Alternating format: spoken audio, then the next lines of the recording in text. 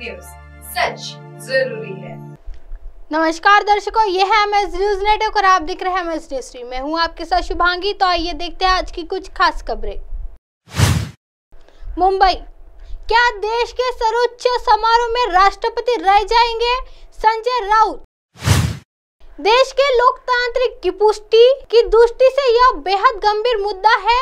मैं राहुल गांधी की बात से सहमत हूँ। उद्घाटन ने मौके पर अगर राष्ट्रपति मौजूद नहीं होते तो यह कोई गंभीरता मामला नहीं होता, बल्कि हास्यास्पद मामला है। संसद भवन का उद्घाटन राष्ट्रपति करे, प्रधानमंत्री बाद में आते हैं, लोकसभा अध्यक्ष बाद में आते हैं।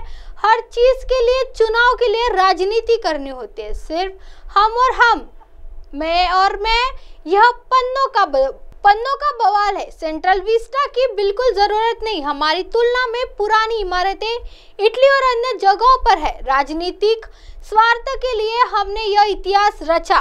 मैंने उसके लिए लाखों रुपए और जनता का पैसा उड़ाकर नई दिल्ली बनाई और राष्ट्रपति का उद्घाटन हो रहा है। यह इस सर्वोच्च पद का अपमान है। राष्ट्रपति को 2 कालावधि में लगाया जाता है ताकि किसी से पूछताछ नहीं की जा सके।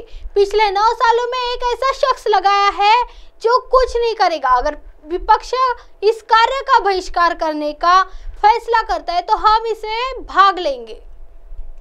यह संसदीय लोकतंत्र के लिए खतरनाक है।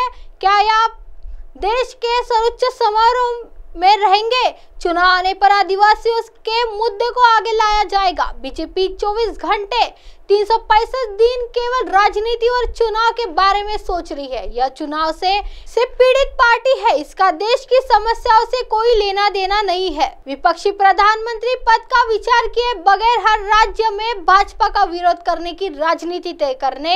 अगर आप हमारे साथ नहीं आए तो हम ईडी को परेशानी देंगे। जयंत पाताल के साथ भी ऐसा ही हो रहा है।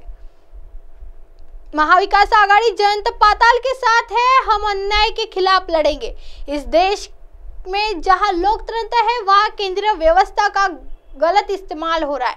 छत्रपति शिवाजी महाराज के राज्य में कुछ लोग ऐसे हैं जो आपके आगे नहीं झुकेंगे। हर घटक दल जयंत पाटील के साथ मजबूती से खड़ा है। हे फक्त तुम्ही जो विषय म्हणताय तो या देशाच्या लोकशाहीच्या दृष्टीने अत्यंत गंभीर विषय। राहुल गांधी यांनी सुद्धा जो मुद्दा मांडला त्या मुद्द्याशी आम्ही सहमत आहोत। भारतीय संसदेचे प्रमुख हे राष्ट्रपती असतात। राष्ट्रपती हे संसदेचे आणि लोकशाही व्यवस्थेचे संरक्षक आहेत। कस्टोडियन म्हणतो आम्ही त्यांना, custodian of democracy and custodian of Indian parliament. आणि नव्या संसद भवनाच्या उद्घाटनाला राष्ट्रपतीलाच निमंत्रण नसेल तर ही नुसती गंभीर अशी बाब नाही आहे, हास्यास्पद सुद्धा आहे। खरं म्हणजे संसद भवनाचं उद्घाटन हे देशाच्या राष्ट्रपतींच्या हस्तेच व्हायला हवं।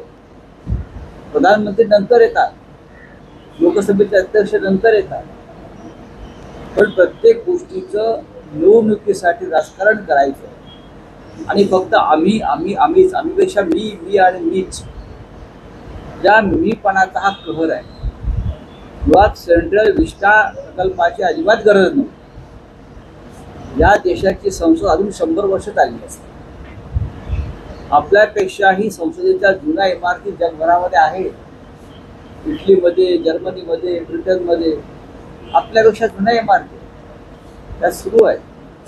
पण आपल्याकडे फक्त एका राजकीय हव्यासापोटी आणि हा इतिहास मी नवा घडवला, मी दिल्ली नवी घडवली, यासाठी एक नवीन संसद भवन लाखो कोटी रुपये खर्च करून जनतेच्या पैशाला चोरणा करून कोरोना काळामध्ये उभी राहिली आणि राष्ट्रपतींना डावलून त्याचं उद्घाटन होत आहे। लोकशाहीसाठी, खास करून संसदीय लोकशाहीसाठी चिंतेची गोष्ट आहे। काँग्रेस पक्षाची जी भूमिका आहे ती देशाची भूमिका आहे। भारतीय जनता पक्षाचे लोक काय म्हणतात ते आम्हाला पाहायचं नाही, पण राष्ट्रपतीचा गेल्या 9 वर्षामध्ये वारंवार अपमान होतो। मुळात राष्ट्रपती पदावरती अशा व्यक्तींना बसवलं जात आहे की या सगळ्या अन्यायाविरुद्ध जे आवाज उठवणार नाही. आइए बढ़ते हैं अगली खबर की तरफ. मुंबई. अमित ठाकरे ने नवी मुंबई मनसे द्वारा शुरू किए गए अमित ठाकरे रक्तदान अभियान के पोस्टर का अनावरण किया. एमएनएस नेता अमित ठाकरे ने नवी मुंबई एमएनएस द्वारा शुरू किए गए अमित ठाकरे रक्तदान अभियान के पोस्टर का अनावरण किया है. नवी मुंबई नगर पालिका इस पहल के जरिए 5000 रक्तदाताओं की स्थायी सूची बनाने का इरादा रखती है. साथ ही इस अभियान की शुरुआत अमित ठाकरे ने सबसे पहले फॉर्म भरकर की. आइए बढ़ते हैं अगली खबर की तरफ. धुले की कृषि उपज मंडी समिति के अध्यक्ष पड़ी बाजीराव पाटिल और उपाध्यक्ष पड़ी योगेश पाटिल निर्विरोध निर्वाचित हुए. महाविकास आघाड़ी ने बहुचर्चित धुले कृषि उपज बाजार समिति के चुनाव में भाजपा को सत्ता में ला दिया. उसके बाद सबका ध्यान इस बात पर था कि अध्यक्ष पद के लिए किसे मनोनीत किया जाए. आखिरकार आज धुले ग्रामीण विधायक कुणाल पाटिल के निर्णय के अनुसार बाजीराव पाटिल को अध्यक्ष और योगेश पाटिल को उपाध्यक्ष चुना गया.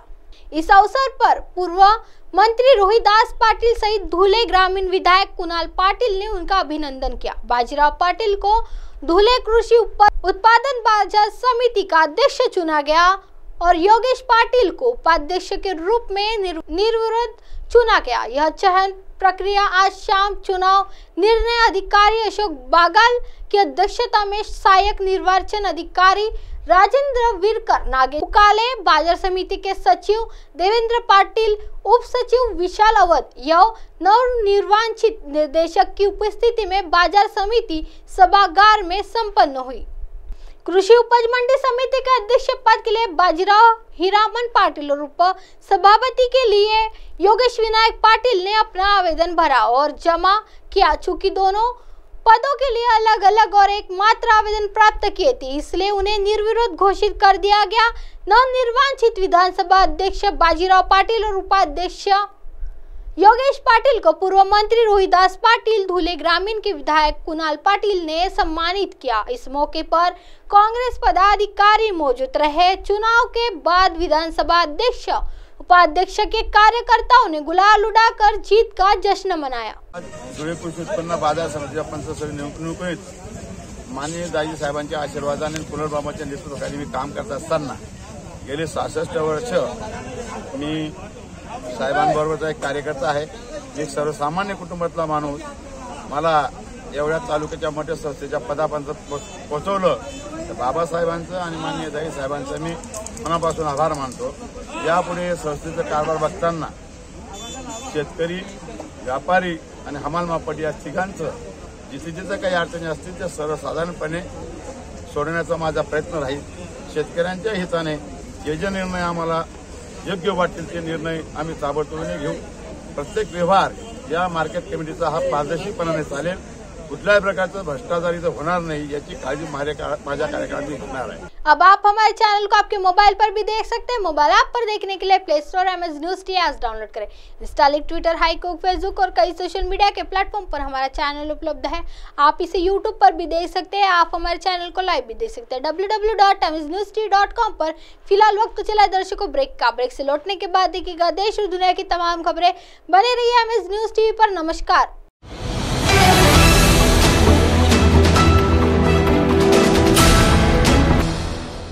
ये है MNS न्यूज नेटवर्क और आप देख रहे हैं MNS न्यूज.